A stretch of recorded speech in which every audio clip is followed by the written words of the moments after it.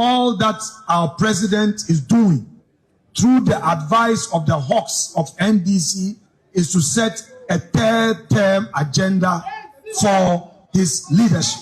The man, if he's able to achieve so much, can he be limited by term? Can we say, for instance, that he's doing so well, so marvelously well, that we can extend his term? It's in the minds of many. I've spoken to opinion leaders, I've spoken to church elders, I've spoken to ordinary people, and they are saying we must go back into the constitution, get a referendum, and make sure that if the president is voted, he continues his good works. This should be in the minds of many Ghanaian people who want the nation to prosper. It's about time this Ghana, the Ghana that Kwame Nkrumah left, became a developed nation. Enti ampani ampa se de Mahama eyi 24-hour economy start na e fanipa wotu na economy no gusu a improve na ya sha say for the first time since you me over the 30 years of my life afi na mahu say abanfo fura ba ampani ampa timiti ade so mo ne yi ko Ghana ha de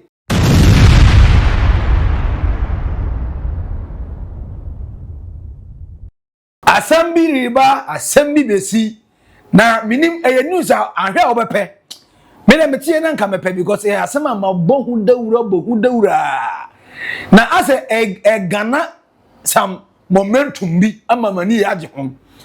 Na Kwame Ajay oye oyempon awo Eastern region.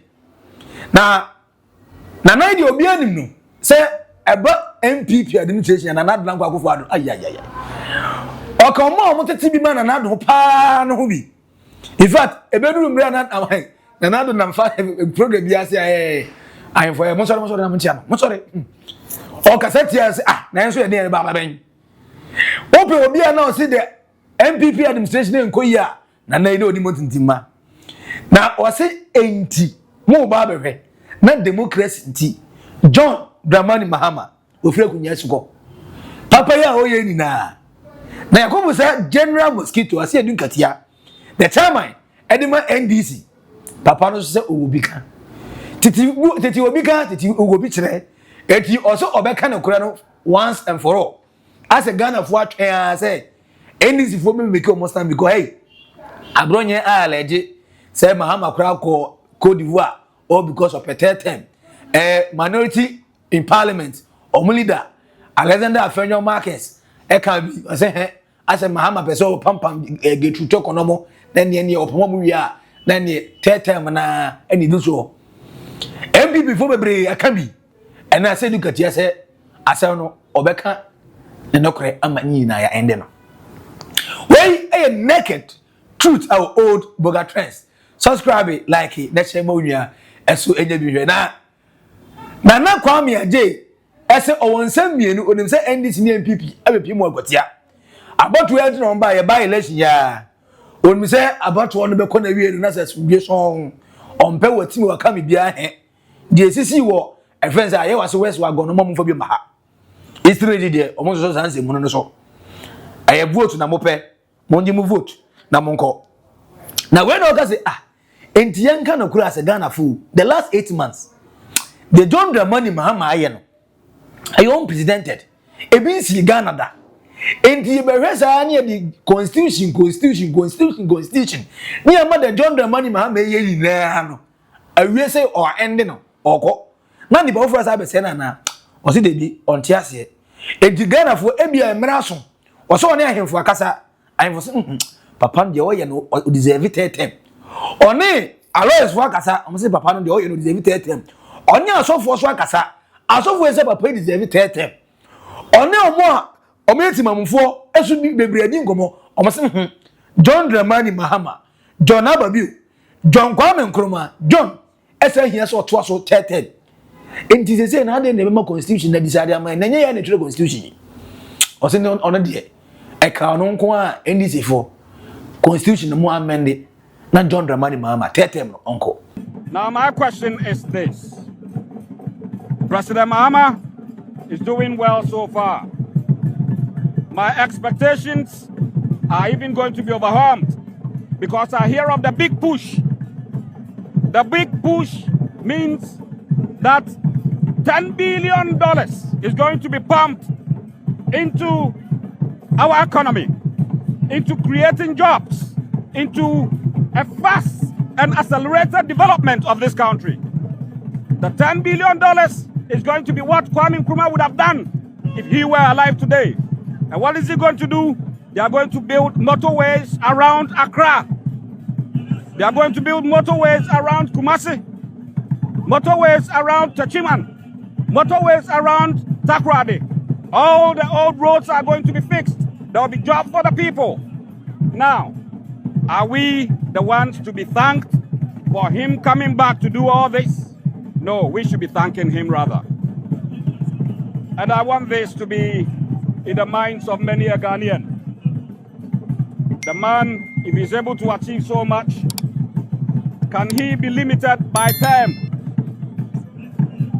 Can we say, for instance, that he's doing so well, so marvelously well, that we can extend his term? It's in the minds of many. I've spoken to opinion leaders, I've spoken to church elders, I've spoken to ordinary people, and they are saying we must go back into the constitution, get a referendum, and make sure that if the president is voted, he continues his good works. This should be in the minds of many Ghanaian people who want the nation to prosper. It's about time this Ghana, the Ghana that Kwame Nkrumah left, became a developed nation. So far, he's doing well. Corruption is at its minimum, if any.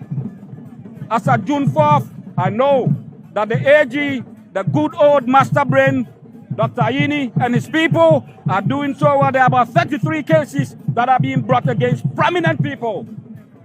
Corruption cases. Can we think about how this man can continue even after his term? Are we going to sit down for his term to be over before we realize that it can be done? If it can be done, let's do it now. And since we are in the eastern region, I'll chip this in. I know of a strong man. I know of a humble lion. I know of a respectable man. That is the right-hand man of the president himself, Julius Tabra.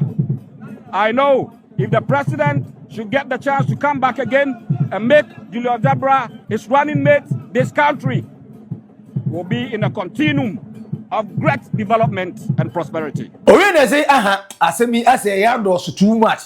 Mode mo pe so mon kan wasem. Ebia na ampa ni nya tetem ya ombeho. Ebia omu nya tetem ya mo John Dramani ma because hey, NPP before mu support obo na sha ase ya muyi omo flag bearer yi. Mo de mayi mani ana e beti ya otena ase edu nkate nya ya obe contest. Haruna Edusu nya obe contest. Julo Debra nya obe contest na obe hwa na kase that forces nya obe contest. Ate okuja to abla ko nya dini na ya bobo. But ye bobo wi ya ntwe. So now John Dramani Mahama bu na duma. Chairman, General Mosquito. Catch you. NDC for my margin say Musa John Mahama. E baba balo boss no so in 2028 na o ase edun katia. Say in case John Dramani Mahama mon fa nen biwa. O be contest as a president, as a running mate, as a president. Oh no, say NDC for Ghana constitution too much. In fact, yeah, children no money children. NPP for grand pateki. Omo na ye bibia. Ana mo children constitution. Na the constitution na ka no. Omo ntimi mfa da baako. Enka so o mesa constitution na never.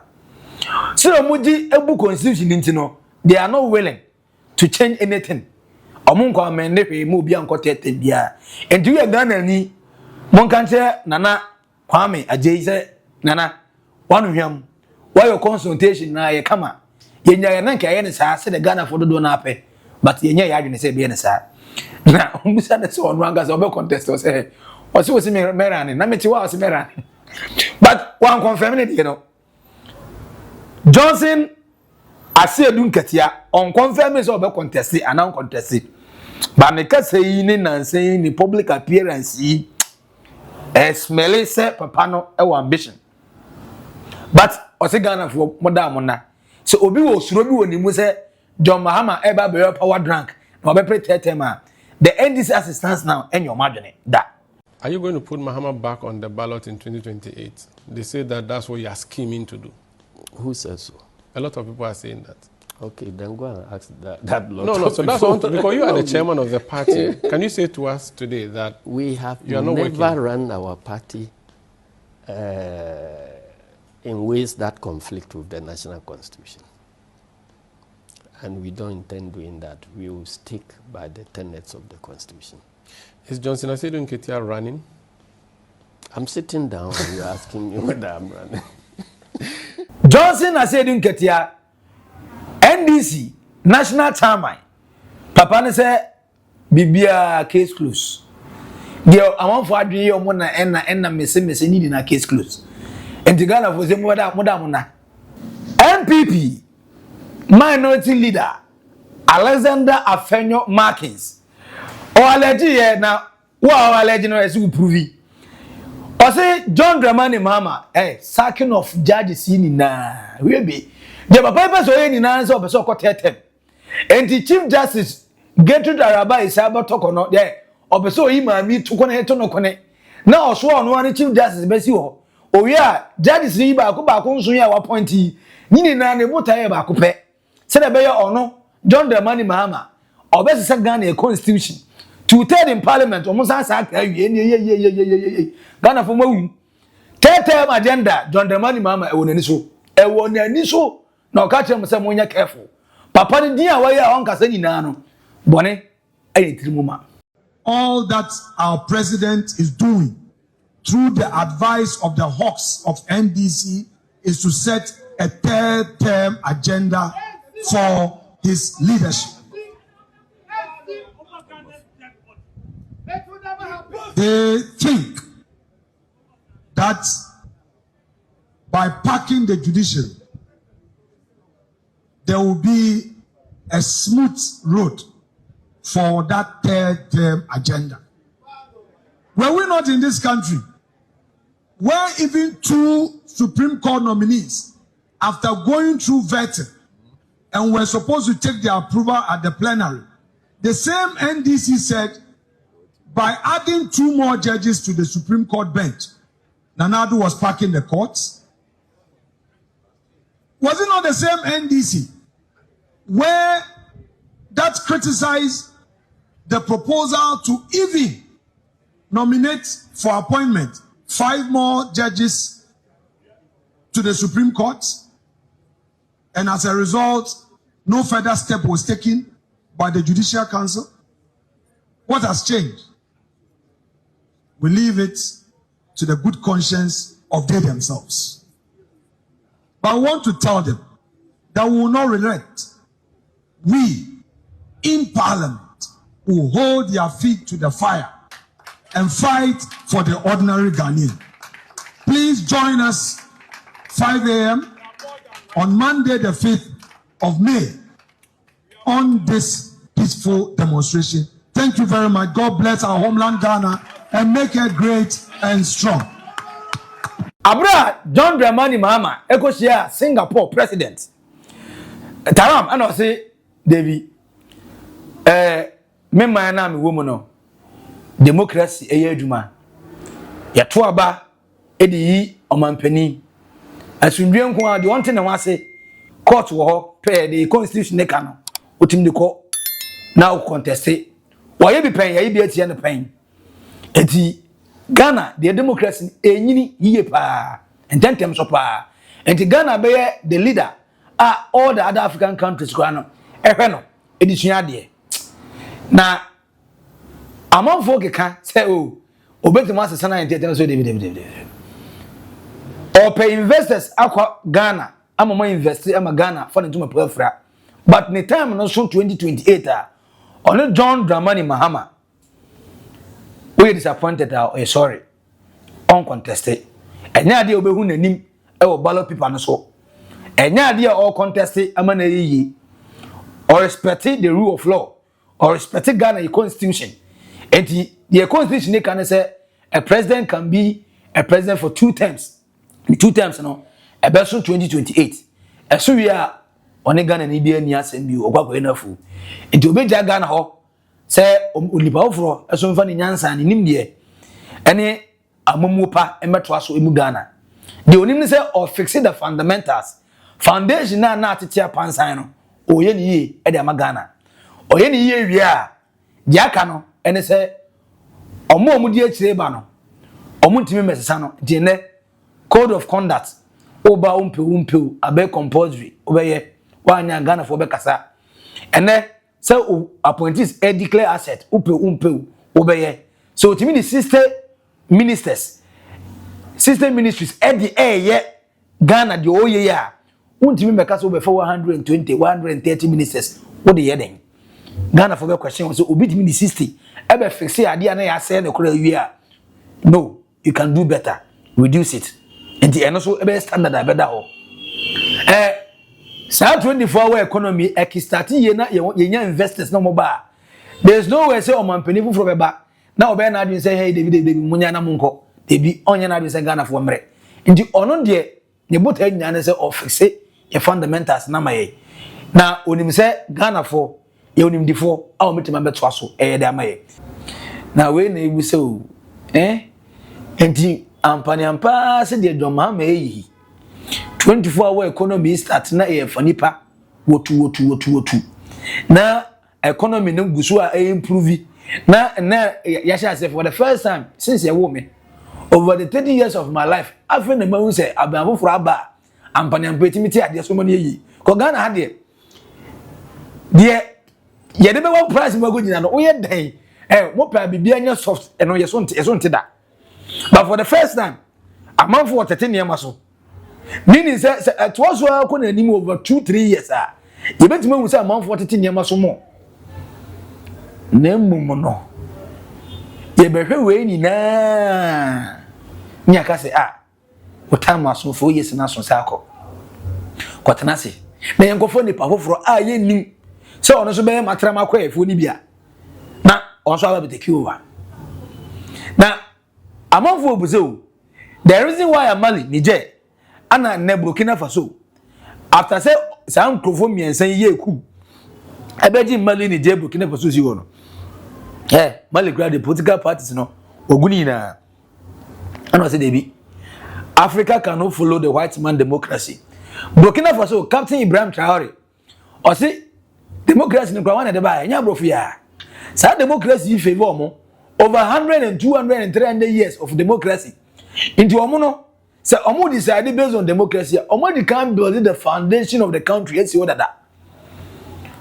now clear example the Jerry John Rawlings the late former president of Ghana you know abra onu abeji akunya ne si o ka say Dr. Hilary Mambe embeji akunya no we no gas as go for democracy munya ma resem bebu man o ana sabeji na de back ana ne odi kata gada ni aggressiveness ene o research ma amanfo adwene beda ho fine ene wo ba akofo na waso ne makogu shop na obi anya bi nto o hode ne ma na wase wo boa ine ma ne pie ma ne fala ni atete so na nu na do ma sa action ni kakra before so obesi ugo pie mo kumase adum ni kageti a biadifo no out of nowhere na nwabo yo mo pe no moton no ugo kan yesa nwabo ayeden na do say ano soldier for mo da mo nko na mo ko busa ne ma no bo na ma wate yeti ye ne wate ne ma so say na soldier for bo mo bitimi ne ma so mani yi meaning say e natural with the Ghanaian Ghana need there one fa force ka kra nwura ma emfa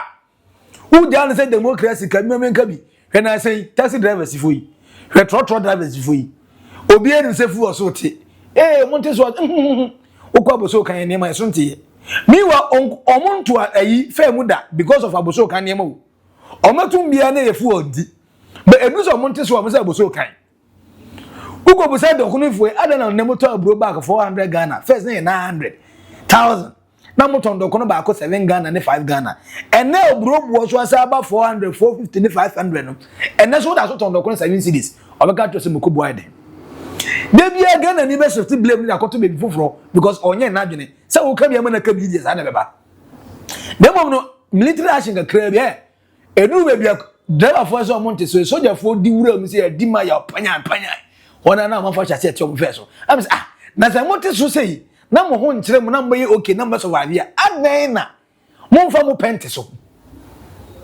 ukopi mu aboso kan ya be ko Ghana shops no omonte so na Nigeria fo eti so ye ko to no Nigeria fo so a omo se adwa eti democracy there as a Ghana ni uja so o be crazy bia obewie na wa crash Ghana no enti nka yenya ya enka ebe ya se yenim ebia na John Mahama be sesa okwan so na obato so de oye kura ni wo hyemu kena so ama ya and then to hell to the democracy because democracy na ka mmen ka bie no ye be ka mi san biu abrade na ayeko no ye pe fed mo sesa na nka mo papa ye nko ne 10 na Ghana yen benefit on stabilize Ghana here and na for be take over yen ka so no nko na nyanse ori trim but ene ono nko na wonya repentance kakra because 2012 to 2016 no so te same one but 2024 yi be die papa di oye chese oye abode foforo oye John Ababi wampa enti ye ha ni ma another person ezo fa ye 4 years or the 4 years ba be try error oye aka just say I've gained experience and then Dr. Mahmoud Bomi Katere no o say why vice president for 8 years enti mistakes away na we ento abamba as a president obo be correct ezo 8 years na o tese wan correct you enti de bia mu de 4 years na mu da be try error 4 years na bad road kunipa 4 years na inadequate hospitals inadequate beds in hospitals na bad drugs are administered the man for no move enti 4 years be wu na man for abusuafo ma hwe ma abusuafo kama na obi so no de be try error enti dey obi so far from assemblyman to member of parliament to deputy minister to minister ankasa to vice president now to president and then wakot na fie awo chair sa ba be president vast experience enti zampanyampa se je owei na wanye nuhu wanye adwensachra epeso oye di Ghana yi a eka me nko anka mo democracy ni mo constitution mo hwe mu na mo hwe mienu yi na yem sam me for 4 years bia sam me to chachawo betwe ne sporty bet die dada yesere mo yes am for your life and some family she nipa ba ko nsan afi na ode e be justify your inclusion na saying boys grass o muntimi ware sika sem no nye guys he say boys gram pe o mo say o ka pe na o ka kom na o ko it is a Ghanaian amanfo dane relationship ni amanfo akon no amanfo nyo ampeso mewo no because economy mu nye ediafo we na mu awi na afi ya benya nipa ba ko a all easy a bed in kakra ma ye na rest by 2 years time na bed no easy ni mo a mo ba be gi na every all because of democracy na America ne UK ne France ne ehu Germany no say ya na achase na tie o man stabilize o country na nsa ase na afi ye to so aba de bia ye to so abi ayo awo nana Kwame Ajedi wakasa o say oni ahemfo asofo oni timamufo oni aloyafo oni nipadom na adi nkomo de omo kan na se de nka ye pe edi magana se ya ne se John Dramani Mahama na 8 years ne so an ko beto aso enyo no na request yen na e be se de ma no but according to the chairman edima NDC Johnson as said nkatia o se de bi sa de omo nwama de so omo ye omo mbe ye bibia na akoya otina akoya twika na enzo akoda na ndakofofro nti Ghana for yen fa mbo ne nche omo nye na sa amaye ebia message John Dramani Mahama to aso na oye ni say ya na e ba beka 1 year Ghana for bit ma force e de ahye omukon but for now there omasi na yeda dada enya omo nyoma adwene so omo ma John Mahama abekotense 2028 nti mo hwe omanim se omo ni new candidate ebe contest either say ebe ye Brian Champon ebe ye Dr. Mahmoud Bawumia ebe ye Dr. Aduchum anase ebe ye Kennedy Japan the NPP dey never bia no mun ka say NDC as the new candidate and never for comment to comment section I say unya na John Dramani Mahama 10 oko anase the time no so on step aside na on be say ni din meminya ya nanka watwaso abu adwuma because the oil so far there mepe unless obesesa okwan so say na wo so wadwene eye wo for watanye watemu kan no kure ni na enya bi entum fato comment section na say we are subscribe like it na share ma unya so ensanka bi na notification button on so that be at gengem next time we drop here na wehu na Olivoire ye konkwa Maxi Billian our naked truth on Oldboga trends macro bye bye.